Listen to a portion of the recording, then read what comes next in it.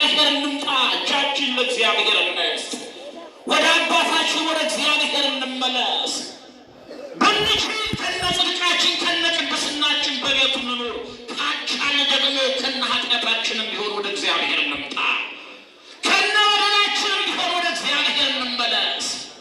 እግዚአብሔር ከኃጢአት ሊያነጻን የታመነ አምላክ ስለሆነ፣ እግዚአብሔር ከበደል ሊያነጻን የታመነ አምላክ ስለሆነ ትንቢተ ሕዝቅኤል ምዕራፍ 18 ቁጥር 20 ጀምሮ ያለውን ነግሬያችሁ ትምህርቴን አጠቃልላለሁ።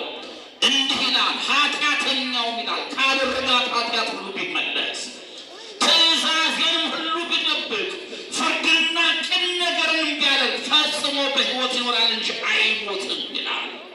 ኃጢአተኛው እንደ ጠፋው ልጅ ከበደሉ ከኃጢአቱ ቢመለስ፣ ኃጢአተኛው ነፍሰ ገዳዩ በደለኛው ከኃጢአቱ ከበደሉ ተጸጽቶ ወደ እኔ ቢመለስ በሕይወት ይኖራል እንጂ አይሞትም። ምን አይልም አለ? ምን ይላል አለ? አይሞትም። አይዟችሁ፣ አይሞትም፣ አትሞትም ተብለናል። ምእመናን በአእምሯችን የሚመላለስ ውስጣችንን እረፍት የነሳን ኃጢአት አለ። እኛና እግዚአብሔር የምናውቀው ይምረን ይሆን እያለ አንዳንድ የምንጠራጠርበት ይቅር ይሆን የምንለው ኃጢአት አለ። ወደ እኔ ከተመለሰ ኃጢአተኛው በኃጢአቱ አይሞትም ማለት እግዚአብሔር። አዎ ካመነ ኃጢአቱን ንስሐ ከገባ አይሞትም ማለት እግዚአብሔር። አይሞትም፣ ፈጽሞ አይሞትም፣ በሕይወት ይኖራል እንጂ የበደለው በደል ሁሉ አይታሰብበትም። በሰራው ጽድቅ በሕይወት ይኖራል እንጂ በእውኑ ኃጢአተኛ ይሞት ዘንድ እፈቅዳለሁን? ይላል ጌታ እግዚአብሔር። ተመልከቱ፣ ኃጢአተኛ ይሞት ዘንድ፣ በደለኛ ይሞት ዘንድ እፈቅዳለሁን? ይላል ጌታ እግዚአብሔር። ከነ ኃጢአታችን ብንሞት አይወድም ጌታ። ከነ በደላችን ብንሞት አይወድም አምላካችን። የሞተው እኮ ከኃጢአት ሊያነጻን ነው። የሞተው እኮ ሊያድነን ነው። የሞተው እኮ ሞታችንን እኮ ነው። ሞት የሚገባው ኃጢአተኛ እኮ ነው። ሞት የሚገባው ነፍሰ ገዳይ እኮ ነው። ሞት የሚገባው እኮ በደል የፈጸመ ሰው ነው። እኛ የሚገባንን ሞት በእኛ ተገብቶ እርሱ የሞተው ስለኛ የሞተው በሞቱ ሞታችን የደመሰሰው ሙታን የሆንዎቹን እኛን ከሞት ለማዳን ነው። ስለዚህ ኃጢአተኛ ይሞት ዘንድ አልፈቅድም ይላል እግዚአብሔር። መጨረሻ ቁጥር 32 ላይ ምን ይላል እግዚአብሔር? የሟቹን ሞት አልፈቅድምና ይላል ጌታ እግዚአብሔር። ስለዚህ ተመለሱና በሕይወት ኑሮ። የሟቹን ሞት አልፈቅድምና አልፈቅድም አልወድምና ይላል ጌታ እግዚአብሔር። ስለዚህ አለ ተመለሱና በሕይወት ኑሮ። ወገኖቼ ወደ እግዚአብሔር እንመለስ። ወደ አምላካችን እንምጣ። ወደ አባታችን ቤት እንምጣ። በሕይወት እንኖራለን። የተሻለውን ልብስ እንለብሳለን። የተሻለ ልብስ ማይፈልግ ሰው አለ እንዴ? አሁን የተሻለ በከተማው ላይ የሆነ ልብስ ቢመጣ እሱም መልበስ የሚጠላ ሰው አለ? በተለይ ሄቶች እንዴ 30 ሽፎን አይደል የምታሰቡት? አንድ ቀን አንዱን አዎ መስቀያው ባማረው ቦታ ላይ ያማረውን ልብስ ሁሉ ባያችሁ ቁጥር ልብስ የምታሰፉ አይደላችሁ? ወንዶች እንደዚህ አይደለንም እንዴ? እንደዚያ እኮ ነን። የተሻለ ነው የምንለውን ነገር ለመልበስ፣ የተሻለ ነው የምንለውን ነገር ለማግኘት የምንጥር ሰዎች በመንፈሳዊ ሕይወታችንም የተሻለ ልብስ አለ፣ የተሻለ እግዚአብሔር ጸጋ። ስለዚህ ይህ ጸጋ እንዲሆንልን፣ ይሄ በረከት እንዲበዛልን ጴጥሮስ እንዳስተማራቸው አይሁድ ምን እናድርግ ያስፈልጋል? የሐዋርያት ሥራ ምዕራፍ 2 ስንማረው ሰንብተናል። ቅዱስ ጴጥሮስ እናንተ ንቃችሁ የገደላችሁት ኢየሱስ ክርስቶስ ሞትን ድል አድርጎ ተነስቷል ብሎ ሞቱን፣ ትንሣኤውን፣ ዕርገቱን ከተረከላቸው በኋላ የእነርሱን አለማመን የእነርሱን ከንቱነት ከነገራቸው በኋላ ወሰሚዖሙ ዘንተ ተከስተ ልቦሙ፣ ይሄን ሲሰሙ ልባቸው ተነካ ይላል። ወይቤልዎሙ ለጴጥሮስ ወለቢጹ ሐዋርያት፣ ጴጥሮስንና ሐዋርያትን ምን ተንግበረ ኀበይነ፣ ወንድሞቻችን ሆይ ምን እናድርግ አሏቸው። ቅዱስ ጴጥሮስ ምን አላቸው ታዲያ? ነስሑ ወእመኑ ኩልክሙ በስሙ ለኢየሱስ ክርስቶስ ወይትሐደግ ለክሙ ኃጢአተክሙ ወትነሥኡ ጸጋሁ ለመንፈስ ቅዱስ። በክርስቶስ አምናችሁ ንስሐ ግቡ፣ አምናችሁ ተጠመቁ። ወይትሐደግ ለክሙ ኃጢአተክሙ ኃጢአታችሁ ይሰረያል። ወትነሥኡ ጸጋሁ ለመንፈስ ቅዱስ የመንፈስ ቅዱስን ስጦታ ታገኛላችሁ ነው ያለው። የተሻለው ልብስ ይሄ ነው። የተሻለው ልብስ የመንፈስ ቅዱስ ጸጋ ነው። የተሻለው ልብስ ቤተክርስቲያን የምታጎናጽፈን ክርስቶስ የሚያለብሰን በእርሱ አምነን ንስሐ ገብተን ሥጋውን ደሙን ስንቀበል የምንጎናጸፈው የሚደረብልን ካባ የሚያጎናጽፈን ቀሚስ ሌላ አይደለም፣ የመንፈስ ቅዱስ ስጦታ ነው። የመንፈስ ቅዱስ ጸጋ ነው። የእግዚአብሔር ጸጋ ሲፈስ በሕይወታችን በፍቅር መኖር እንጀምራለን። የእግዚአብሔር ጸጋ ሲፈስ በሕይወታችን ያለን ይበቃኛል ማለት እንጀምራለን። የእግዚአብሔር ጸጋ ሲፈስ በሕይወታችን ራሳችን መግዛት እንጀምራለን። በእግዚአብሔር ስናምን ይህን ዓለም እንቃለን። ዓለም አያጓጓንም፣ ዓለም አይማረከንም። ዛሬ ለብዙ ነገር የምንበረከከው ለብዙ ነገር የምንወድቀው የምንነሳው እግዚአብሔርን አምነን ወደ እግዚአብሔር መምጣት መቅረብ ስላልቻለ ነው። ስለዚህ የተከበራችሁ ምእመናን የእናታችን የድንግል ማርያም ልጆች በእውነት እግዚአብሔር ይክበር ይመስገንና ድንግል ማርያምን የቃል ኪዳን እናት አድርጎ በመስቀሉ ሰጥቶናል። ቃል ኪዳኗ አልተለየንም። በእርሷ ቃል ኪዳን በእርሷ አማላጅነት ቤታችን፣ ኑሯችን፣ ትዳራችን እየተባረከ ነው።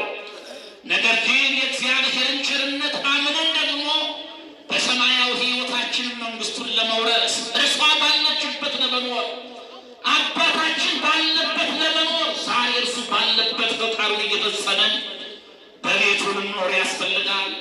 የአምላካችን የእግዚአብሔር ቸርነት የእናታችን የእመቤታችን የቅድስት ድንግል ማርያም አማላጅነት የቅዱሳን ሁሉ ምልጃና ጸሎት ረድኤትና በረከት ከሁላችን ጋር ይሁን።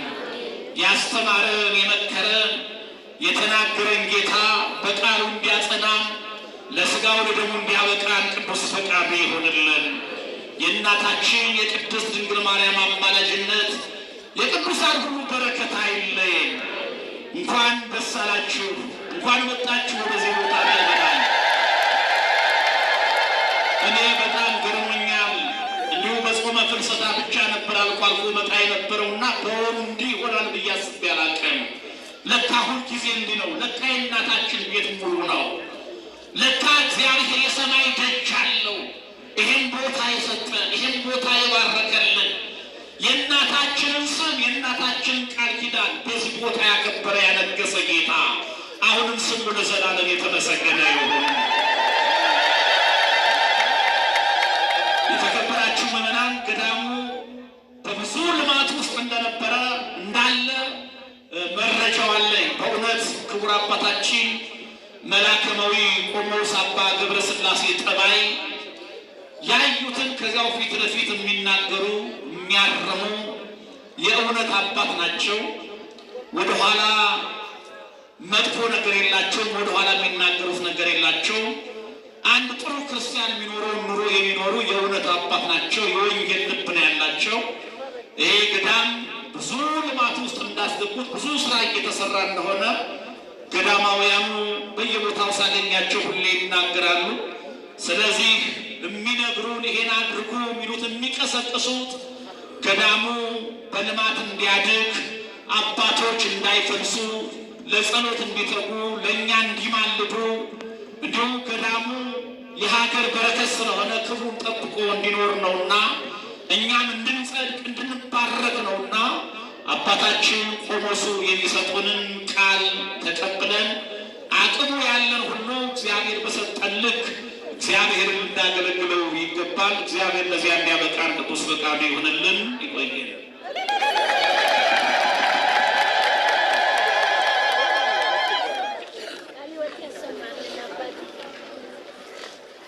በአምላካችን በእግዚአብሔር ቃል በቅዱስ ወንጌል ዋቢነት ጌታችን ኢየሱስ ክርስቶስ በምሳሌ ያስተማረውን ቅዱስ ወንጌል በዚህ ሰዓት በዚህ አውደ ምሕረት ለእኛ እንደሚገባ አድርገው ላስተማሩን ለመከሩን ደግሞም በአምላካችን በእግዚአብሔር ቸርነት ላጽናኑን ለመጋቤ ሰላም አምደ ወርቅ ደሴ አምላካችን እግዚአብሔር ጸጋና ክብሩን ያድልልን፣ ጸጋና ክብሩን ያድልልን።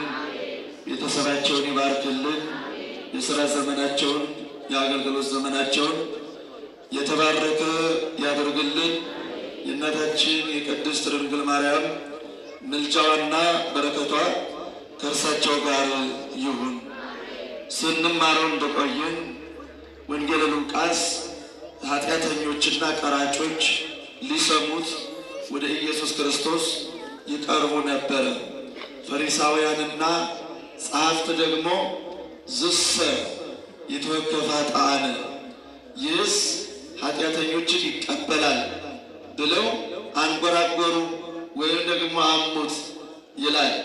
እሳቸው ያስተማረውን ምሳሌ ይህንን መነሻ በማድረግ ነው መድኃኒታችን ኢየሱስ ክርስቶስ ያስተማረው ማለት ነው። ዝሰ ይትወከፍ ኃጥአነ፣ ይህስ ኃጢአተኞችን ይቀበላል። የሰማችሁ ነው። አዎ እግዚአብሔር ኃጢአተኞችን ይቀበላል። ሁላችን በእግዚአብሔር ፊት ኃጢአተኞች ነን። ጻድቅ ሆነን ማለፍ፣ ጻድቅ ሆነን ለቅጽበት በፊቱ መቆየት አንችልም። እርሱ በቸርነቱ እየተቀበለን ነው። በዚህ በቤቱ የተሰበሰብን በፊቱ የቆመን ሁሉ እግዚአብሔር የተቀበለን ኃጢአተኞች ነን። እንኳን ተቀበለን፣ እንኳን ተቀበለን። እልል በሉና እግዚአብሔር ይመስገን። ስለዚህ ለአባታችን እግዚአብሔር ጸጋና ክብሩን ያብዛላቸው። ከዚህ በመቀጠል የምወስዳችሁ ወደ ተከበሩ አባታችን መላከ መዊ ቆሞስ አባ ገብረ ሥላሴ ነው።